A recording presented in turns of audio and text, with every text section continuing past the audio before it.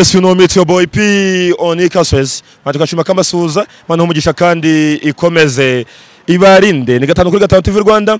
Ushobora kwese wawe uruhu mu byo ukora byose. Mutari komera cyane. Aujourd'hui, tout de suite à ce moment, at this moment. Je suis avec moi-même ndanga ku ngoro y'ubutabera y'urukiko rw'ibanze rwa Gasabo rerere angaha ku Kibagabaga muri quartier y'abakire nkanje. Twajanga mu rubanza kwifungwa n'ifungurwa by'agateganyo gira minsi 30 nyine kwa bya Njirinshuti Ezekiel uzwi nka mpano y'Imana. Ariko mbere y'ibyo ngibyo reka manze mbahe updates zabaye uyu munsi ku rukiko rwisumbuye rwa Nyarugenge nibwo uwitwa Sengaba Jean Bosco aka Bosco cyangwa se Futa ku mavuta yaburanye kuri bwa bujurire bwe kwifungwa n'ifungurwa ry'iminsi 30 y'agateganyo aho yaburanye ku rukiko rwisumbuye rwa Nyarugenge. Uyu munsi yaburanye atuje kuko impuzankano zitandukanye impuzankano ya mbere niyo ubungubu zitandukanye kandi iyo wambaye ibyo bintu hari ukuntu uvuga bitandukanye. Umwanzuro rero ku isomwa ry'urubanza rwe washizwe tariki 25 mu kwezi turimo nibwo azasomerwa amenye niba araguma mageragere cyangwa niba ari butahe akajya kureba abana. Ikindi kandi Futa ku mavuta ahuri ndabizi mageragere mu jamwe ibiganiro happy birthday birthday brother ahuri Imana ikomeze kurinde mama afate agakeke agurira abana kubwisabukuru yawe. Mbere na mbere menya ko ikinyobwa cya mbere mu Rwanda energy mbere mu Rwanda yitwa Sana energy drink la force tranquille niba yita Sana energy drink.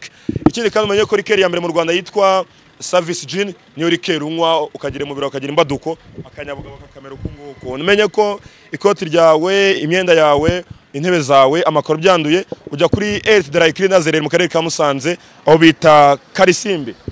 Prince akira soma kuri Sana wenda amaso yawe yareka gutukura.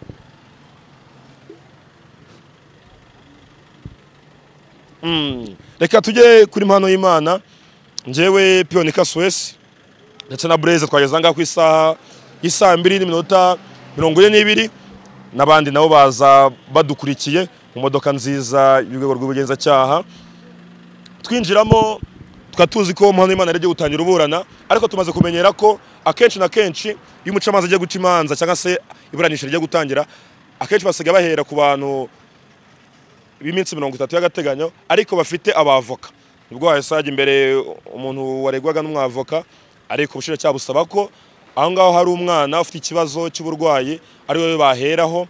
Ikindi kandi ko uburenganzira bw'umwana icyo bita right for children urubanza rwabera mu muhezo niko gusohoka ariko twongeye kugaruka muri sare y'iburanisha cyangwa se muri sare y'urukiko tuje kumva urubanza rw'inguyu mpano y'Imana. Ariko nkwibutse ko inteko iburanisha mbere na mbere yageze ahangaha ku rukiko rw'ibanze rwa Gasabo ku isaha 3:47 ku isaha 5:38 nibwo mpano y'Imana n'abamwunganira mu mategeko aribo Egide ndetse na Policarpe Hagenimana abana metere nkubwira bageze imbere y'inteko iburanisha batangira umwirondoro bavuze umwirondoro wa mpano y'Imana cyangwa se Njirinshuti Ezekiel bamubaza ati uwo ni wowe tuvuze aravuga ngo yego ni njyewe ariko asaba ko kubera ko atameze neza urubanza rwe rwasubikwa.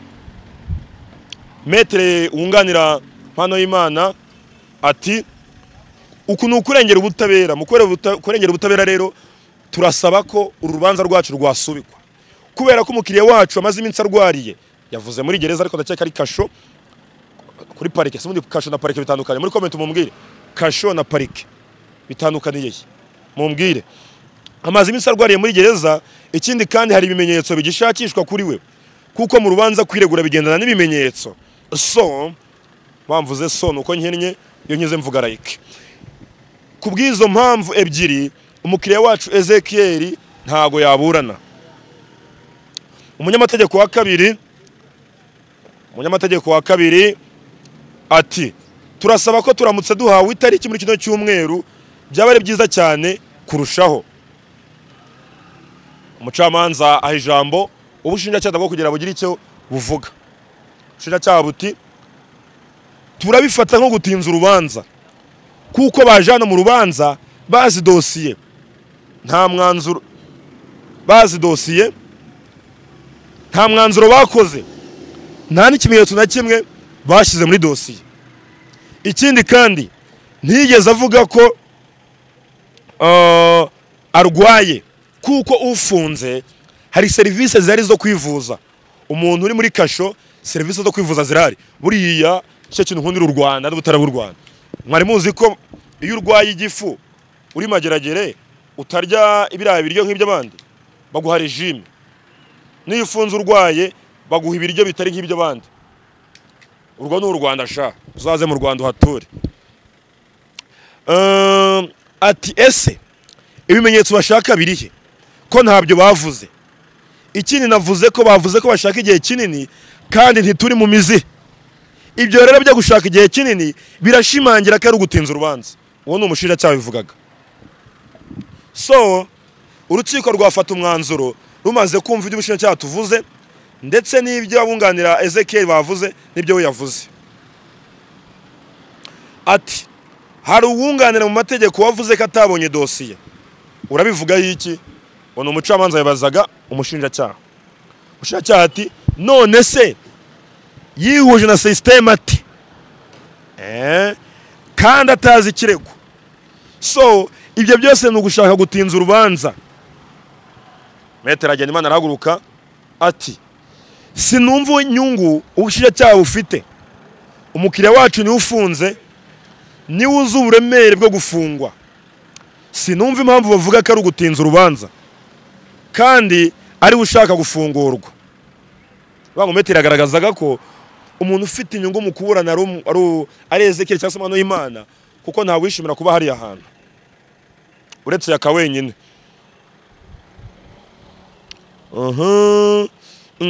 So umuntu afite uburenganzira bwo gutegura urubanza rwe kandi amategeko yemerera umuntu kuburana ameze neza. Ntitwumva impamvu cyangwa inyungu ubushinjacyaha bufite. Ni nayo mpamvu tutasabye igihe kinini nk'uko yabivuze, ahubwo twasabye icyumweru kimwe. Undi nawe ati wa Metero wundi Egide ati hari ababuranyi batinze urubanza koko nibyo, ariko twe siko bimeze, kuko twe dufite impamvu ikomeye yo gutuma umukiriya wacu ataburana atameze neza. Njye ubwanjye nahujwe n'urubanza saa 3 kandi ubushinjacyaha bufite ibaruwa retinus ndababeshe nabandikiye mbabwira ko ndimo gushaka ibimenyetso. Even niba ari umushinjacyaha arayifite aka kanya, niyo mpamvu icyemezo cy'ifungwa by'agateganyo ntago twagihubukira. Niyo mpamvu dusaba ko byagenda uko tubyifuza n'umukiriya wacu twunganira abyifuza. Nyakubahwa Presidente w'inteko iburanisha. Umushinjacyaha ati kansubize ku cyo Metero yavuze cy'inyungu. Twe nta nyungu dufite. Bino birego ni ibirego bikomeye kandi byihutirwa. So nta nyungu yindi rero dufite. Metero yamenye ko Metero yemeye ko yandikiye ubushinjacyaha ejo. So bivuze ko asanzwe azi urubanza. Ni gute yandikiye ubushinjacyaha atazi urubanza?